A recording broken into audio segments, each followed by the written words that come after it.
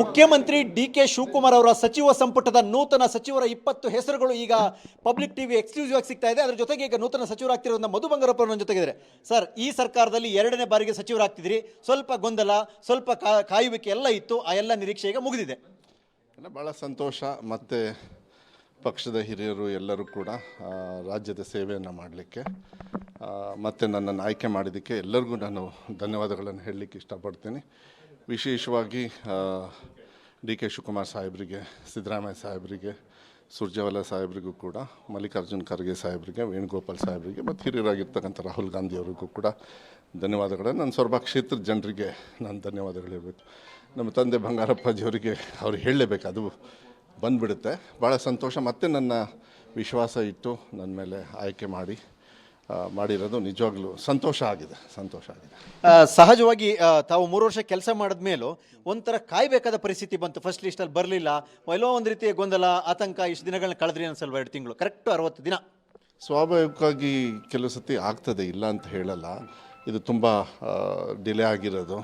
ಹೊಟ್ಟೆ ಹಸ್ತಿರುತ್ತೆ, ಎದುರುಗಡೆ ಊಟ ಇರುತ್ತೆ, ಕದಿಯೋಕ್ಕಂತೂ ಆಗದೇ ಇರೋ ಸಂದರ್ಭ, ಅವಾಗ ಕಾಯಬೇಕಾಗತ್ತೆ, ಏನು ಮಾಡೋದಕ್ಕಾಗೋದಿಲ್ಲ. ಆದರೆ ಈಗಾಗಿದೆ. ನನ್ನ ಮೇಲೆ ಸಂತೋಷ ಇದೆ, ಖುಷಿಯಾಗಿದೆ, ಜವಾಬ್ದಾರಿ ಹೆಚ್ಚಾಗಿದೆ ಅಂತ ಹೇಳಿ ಭಾವಿಸ್ತೀನಿ. ಯಾಕೆಂದರೆ ವಿಶ್ವಾಸನ ಉಳಿಸ್ಕೊಂಡು ದೊಡ್ಡ ಮಟ್ಟಕ್ಕೆ ಹೋಗೋದು ಭಾಳ ದೊಡ್ಡ ಕೆಲಸ. ಅದು ಮಾಡಬೇಕಾಗುತ್ತೆ ನಾವೆಲ್ಲರೂ ಕೂಡ. ಮೊದಲನೇದಾಗಿ ಸರ್, ತಾವು ಯಾವ ಖಾತೆ ನಿರೀಕ್ಷೆ? ಸಹಜ ಖಾತೆಗೆ ಬರುತ್ತೆ. ವಿಶೇಷವಾಗಿ ಕರ್ನಾಟಕ ಪಬ್ಲಿಕ್ ಸ್ಕೂಲ್ ಸೇರಿದಂತೆ ಬೇರೆ ಬೇರೆ ರೀತಿಯಲ್ಲಿ ತಾವು ಕೊಟ್ಟಂಥ ಇಲಾಖೆಯಲ್ಲಿ ಕೆಲಸ ಮಾಡ್ಕೊಂಡು ಬಂದಿದ್ರಿ. ಕಂಟಿನ್ಯೂ ಮಾಡಿದ್ರೆ ಅನುಕೂಲ ಅಂತೀರಾ ಅಥವಾ ಕೊಟ್ಟ ಖಾತೆಯನ್ನು ನಿರ್ವಹಿಸ್ತೀನಿ ಅಂತೀರಾ? ಇಲ್ಲ, ಒಂದು ನಾನು ಹೇಳಲಿಕ್ಕೆ ಇಷ್ಟಪಡ್ತೀನಿ. OBC ಅಧ್ಯಕ್ಷರು ಮಾಡಿದರು ರಾಜ್ಯದಲ್ಲಿ, ನನ್ನ ಕೆಲಸನ ಮಾಡಿದೆ. ಪ್ರಣಾಳಿಕೆಯ ಉಪಾಧ್ಯಕ್ಷರು ಮಾಡಿದರು ಪರಮೇಶ್ವರ್ ಸಾಹೇಬರು ಅಡಿಗೆ, ಅದನ್ನು ಒಳ್ಳೆ ಕೆಲಸ ಮಾಡಿದೆ. ಶಿಕ್ಷಣ ಸಚಿವರಾಗಿ ಮಾಡಿದರು. ಟೀಕಾ ಟಿಪ್ಪಣಿ ಏನು ಹಗುರವಾಗಿ ಜಾಸ್ತಿ ತಲೆ ಕೆಡಿಸ್ಕೊಳ್ಳದೆ ನನ್ನ ಜವಾಬ್ದಾರಿ ಏನಿದೆ ಅದನ್ನು ಮಾಡು ಅಂತ ಹೇಳಿ ನನಗೆ ವರಿಷ್ಠರು ಹೇಳಿದರು, ಅದನ್ನು ಮಾಡಿದ್ದೀನಿ. ಇವಾಗ ಏನು ಕೊಡ್ತಾರೆ ಅದನ್ನು ಮಾಡ್ತಕ್ಕಂಥ ಕೆಲಸ, ಅದನ್ನೆಲ್ಲ ಅವ್ರಿಗೆ ಬಿಟ್ಟುಬಿಡ್ತೀನಿ. ನಾನು ಹೇಳಬಾರ್ದು, ಅದು ಕೇಳಿದರೆ ತಪ್ಪಾಗ್ತದೆ. Okay sir, congratulation sir. ಈಗ 2ನೇ ಬಾರಿ ಸರ್ಕಾರದ ಸಚಿವರಾಗ್ತಾ ಇದ್ದೀರಿ. ಓಕೆ, ಇದು ನೂತನ ಸಚಿವರಾಗ್ತಿರ್ತಾ ಮಧು ಬಂಗಾರಪ್ಪನ ಮಾತು ಯಾವ ಇದ್ದೀವಿ. ಹಾಗೂ ಎಲ್ಲ ನಮ್ಮ ಪಕ್ಷದ ನಮ್ಮ ಸನ್ಮಾನ್ಯ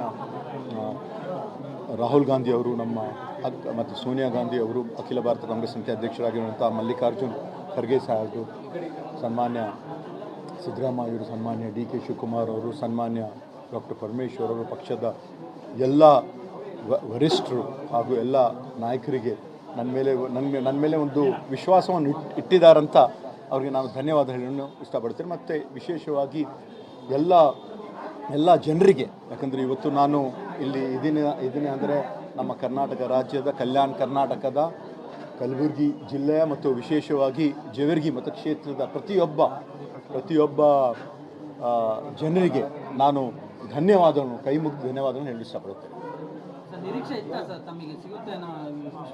ಇಲ್ಲ, ಒಂದು ನಿರೀಕ್ಷೆ ಇತ್ತು. 2023 ಕೂಡ ತಪ್ಪಿತು, 2018 ತಪ್ಪಿತು. ಆದರೆ ಯಾವಾಗಲೂ ಕೂಡ ಒಂದು ನಮ್ಮ ತಂದೆಯವರು ಹೇಳಿದ್ದಾರೆ, politics is a waiting game ಅಂತ, ತಾಳ್ಮೆಯಿಂದ ಇರಬೇಕಂತ ಹೇಳಿದ್ದಾರೆ. ಅದನ್ನು ಅವ್ರು ಹೇಳ್ತಕ್ಕಂಥ ಒಂದು ಹೆಜ್ಜೆಯಲ್ಲಿ ಹೋಗೋಕ್ಕೆ ನಾನು ಪ್ರಯತ್ನ ಮಾಡ್ತೀನಿ.